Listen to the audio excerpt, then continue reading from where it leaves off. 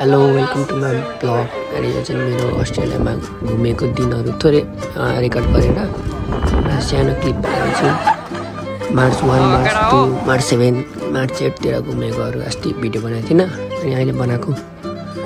अनि मेरो अस्ति मार्च 1मा त्यहाँनिर साउले पार्टी दिएको थियो अनि दाइहरूसँग यता टाउन हल भन्ने ठाउँ गएँ। त्यहाँदेखि टाउन हल चाहिँ यस्तो छ, यो भन्ने रेस्टुरेन्टमा लगेको थियो।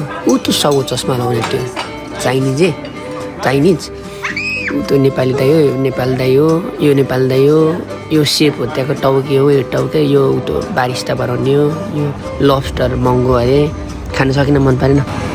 अनि दाइसँग गेम खेल्नु गयो, दाइहरूसँग हिँड्यो। त्यसपछि आयो अर्को दिन मार्च 2मा फेरि राइड साथीहरूसँग गएँ। हार्बर हेर्दै ओपेरा हेर्दै बिल्डिङहरू गरुँदै सही फेरिदेखि राइड गर्दै बारमाटासम्म यहाँ कतासम्म आयो। भ्यू चाहिँ मस्त थियो।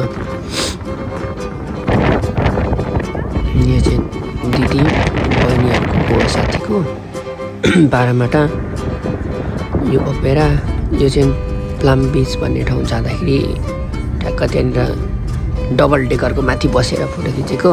यो चाहिँ प्लम बिच ऊ त परको देखिने गरेको।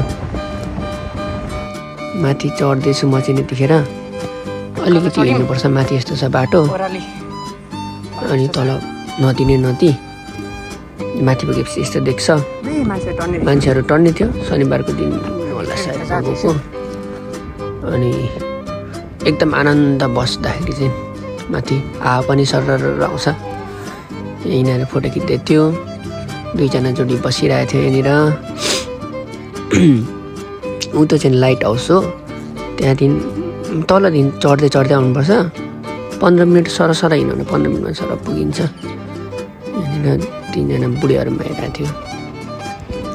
एकदम राम्रो नजारा भ्यू थियो।